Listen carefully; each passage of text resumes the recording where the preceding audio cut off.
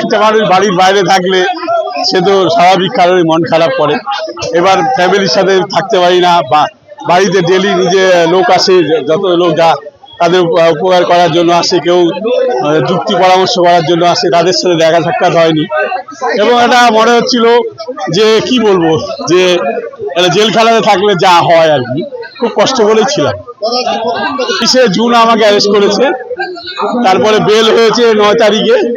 10 তারিখে আমি north Bengal medical college থেকে ডিসচার্জ পেয়েছি রাত্রি 11:30টায়।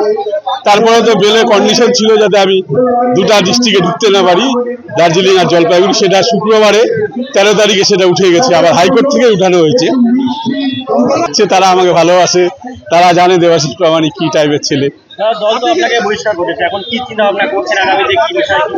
চিন্তা ভাবনা বলতে দেখুন, আমি তো তৃণমূলে আছি, তৃণমূলকেই ভালোবাসি। মমতা ব্যানার্জি যা ওনাকে হয়তো কেউ কানে মন্ত্র দিয়েছে, কান ভারী করেছে, কিন্তু আমি একটা কথাই বলবো, আমার সম্বন্ধে ওনার ইনকোয়ারি করা উচিত ছিল। ওনার যে সিআইডি আছে, আইবি আছে, ডিডি আছে, হ্যাঁ, তারপরে এনফোর্সমেন্ট ব্রাঞ্চ আছে, ইনকোয়ারি করে দেখতে, যদি সত্যি আমি ইনভলভ না থাকি, তাহলে আমাকে অ্যারেস্ট করতে। হ্যাঁ, নিশ্চয়ই ভুল ইনফরমেশন তো গেছেই আমাকে।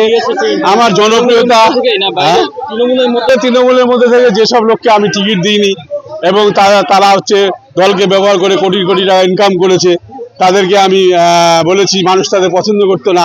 হ্যাঁ, সেসব লোককে বাদ দেওয়া হয়েছে এবার 2023 সালে। তারা সব একজোট হয়েছে, চোরেরা একজোট হয়েছে, এবার সাধু লোককে তারা ফাঁসাবে। দিদির কাছে বার্তা গিয়েছে ফুলবাড়ি এবং ডাবগ্রাম এলাকায় প্রচুর অনৈতিক বার্তা। এটা ভুল বার্তা গেছে, দিদির এটা ইনকোয়ারি করা উচিত ছিল। আমি একটা কথাই বলবো, হ্যাঁ, আমি মনে করি বিধান রায়ের পরে যদি কেউ মুখ্যমন্ত্রী হয়ে থাকে সেটা মমতা ব্যানার্জি, এবং উনি প্রচুর ভালো কাজ করেছেন।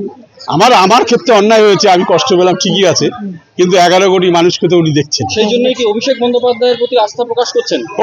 বর্তমানে যা পরিস্থিতি আমি দেখছি, আমার ব্যক্তিগত মতামত, অভিষেক ব্যানার্জিকে লাগবে দল চালাতে গেলে, দলটাকে ঠিক করতে গেলে।